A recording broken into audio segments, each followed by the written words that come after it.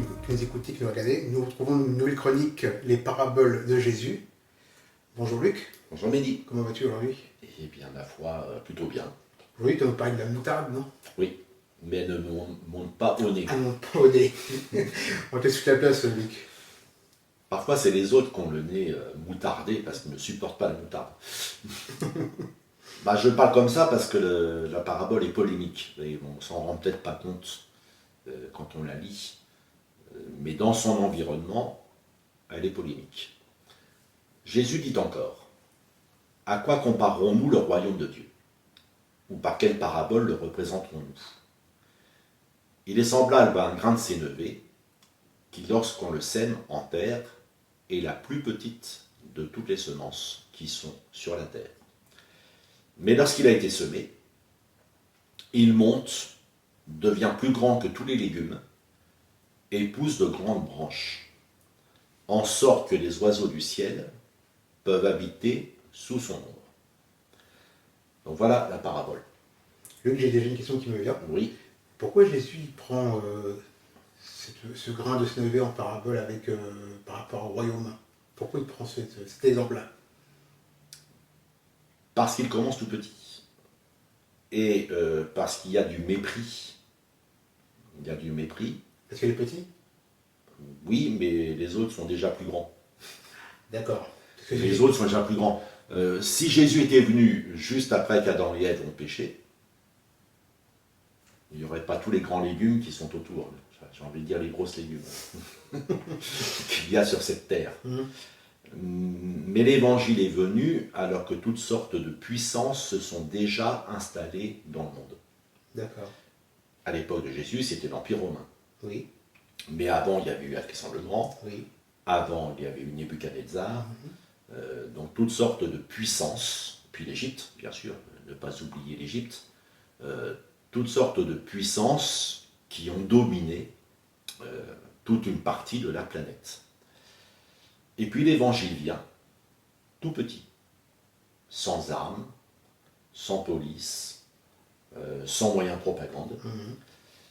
Et pourtant, il a vocation à supplanter toutes les autres puissances. Et c'est là le côté polémique. Et c'est la seule parabole où Jésus commence par une question à lui-même. À quoi comparerons-nous? D'ailleurs, il dit un nous, donc lui-même et son Père et le Saint-Esprit. À quoi comparerons-nous le royaume de Dieu? Ou par quelle parabole le représenterons-nous? Alors ça, c'est dans Marc. Mais chez Luc, Jésus la donne sous forme d'une proposition. Alors une proposition, c'est aussi polémique. C'est Samson qui avait fait la proposition d'une énigme, le jour de son mariage. Une histoire qui a très mal tourné. Et chez Matthieu, c'est à côté de la parabole de la zizanie, qui est aussi polémique, on la verra un petit peu plus tard. Donc chez Matthieu et Luc, elle est suivie de la parabole du levain, qui est tout aussi problématique. Le royaume de Dieu est semblable à du levain qu'une femme a pris et mis dans 3 mesures de farine pour faire lever toute la pâte. Or, en général, dans la parole de Dieu, la Bible, le levain, c'est l'image du péché. Ce n'est jamais l'image d'une bonne chose. Donc, quelqu'un qui veut se faire grand, c'est jamais bien vu dans le royaume de Dieu. Pourtant, Jésus emploie quand même cette image. Et pour ça, je dis qu'elle est ambivalente. L'image du plus grand arbre est ambivalente. Chez Daniel, c'est clairement l'image de la dictature. Oui. Cet arbre dont le feuillage était beau et les fruits abondants, qui portait de la nourriture pour tous, sous lequel s'abritaient les bêtes des champs et parmi les branches duquel les oiseaux du ciel faisaient leur demeure, c'est toi, ô roi, qui es devenu grand et fort, dont la grandeur s'est accrue et s'est élevée jusqu'aux cieux, et dont la domination s'étend jusqu'aux extrémités de la terre. Le roi a vu l'un de ceux qui veillent et qui sont saints descendre des cieux et dire « Abattez l'arbre et détruisez-le. » Donc cet arbre, le royaume de Babylone, est devenu grand par les armes, par la corruption, par la répression, par l'esclavage, par la terreur qu'il inspire, par un système répressif. C'est pour ça que le grand arbre, c'est toujours une image négative dans ce qu'on appelle l'Ancien Testament.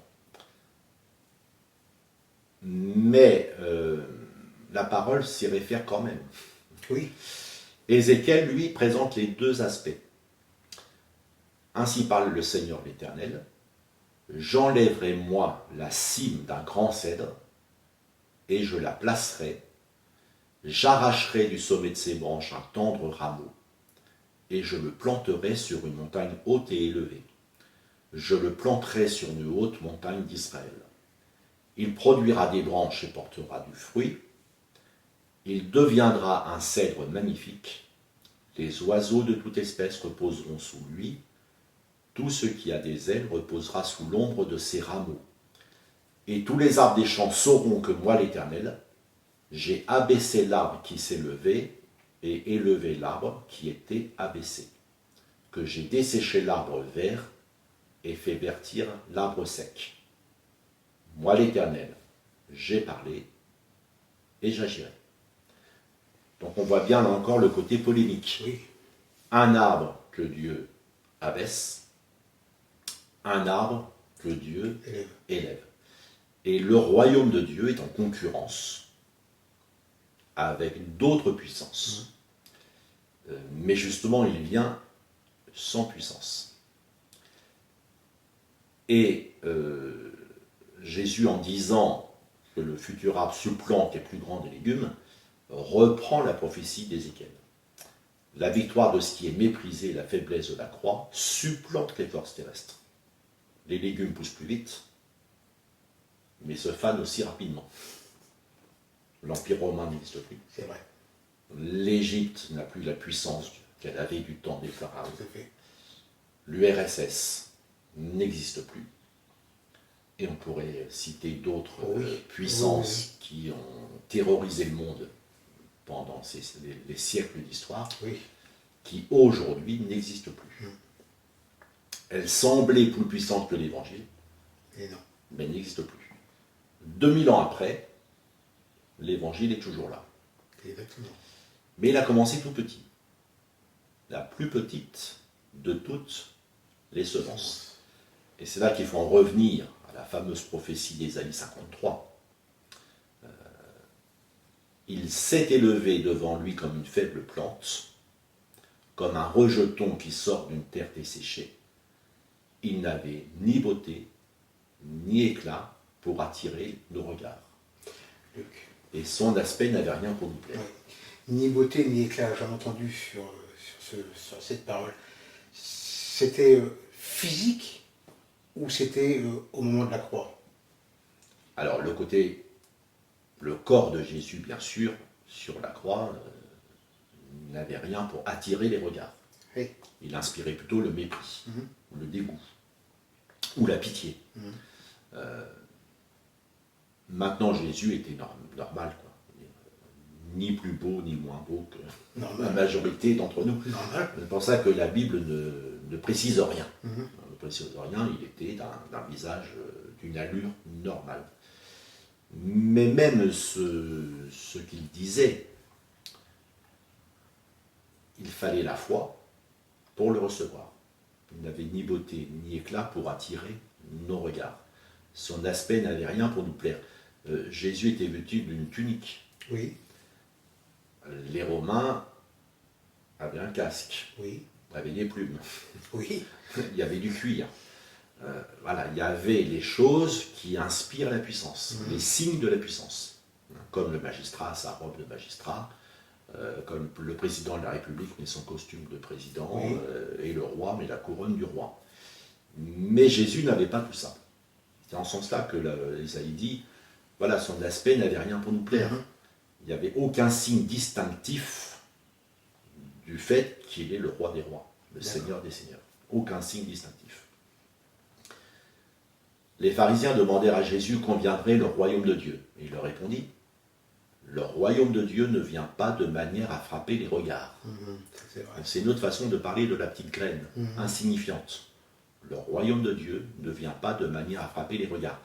Et les chrétiens aimeraient soit que Dieu fasse des miracles à l'appel, pour que ça frappe les regards. Que de temps en temps, quand il y a un grand événement mondial, Dieu parle d'une façon tonitruante pour attirer les regards. Non, il faut la foi pour découvrir ce que Dieu fait. Sans la foi, on ne voit rien. Ça m'a fait appel ce que tu dis par rapport à les chrétiens, ils aimeraient bien. Mais quand ça se fait qu'on est comme ça, quoi. Mais parce qu'on n'écoute pas les paraboles. Il faut croire ce que Jésus a dit. C'est vrai. Si Jésus a dit que c'est la plus petite des semences, quand l'évangile s'implante quelque part, il commence toujours tout petit. C'est vrai, c'est vrai. Tout petit. Et c'est à nous de l'accepter. Si Jésus l'a dit, c'est pour que ça nous serve d'enseignement. C'est un aspect du royaume. Ce n'est pas le seul aspect du royaume. Mais c'est un aspect du royaume qu'il ne faut jamais négliger. Pour ne pas se laisser décourager. Le royaume de Dieu est semblable à un grain de sénévé qu'un homme a pris et semé dans son champ. Alors là, j'insiste sur les nuances entre Marc, Matthieu et Luc. Marc, on a vu, c'est neutre, la plus petite des semences. Oui. Chez Matthieu, la graine est semée dans un champ. Or, un champ, c'est fait pour rapporter. Oui. Ce n'est pas un jardin d'agrément. Et Dieu a semé son Fils dans l'humanité, dans l'espoir d'une récolte, l'Église. Chez Luc, c'est différent. Le royaume de Dieu est semblable à un grain de sénévé qu'un homme a pris et jeté dans son jardin. Il ne l'a pas semé, il l'a jeté. C'est-à-dire qu'il le néglige. Et dans le jardin, chaque chose est placée avec soin pour obtenir quelque chose de beau. Mais jeter dans son jardin, c'est se débarrasser, ne pas croire à une germination. Oui, c'est vrai. Et l'homme se débarrasse de Jésus qu'il méprise, au point de le mettre sur la croix. D'ailleurs, le texte de la crucifixion insiste sur le jardin. Il y avait un jardin dans le lieu où Jésus avait été crucifié, et dans le jardin, un sépulcre neuf, où personne encore n'avait été mis. Le jardin est donc une allusion à l'infâme croix. Le jour de la Pentecôte, les choses s'inversent. Plus grandes que les légumes. Oui. Que toute la maison d'Israël sache donc avec certitude que Dieu a fait Seigneur et Christ ce Jésus que vous avez crucifié.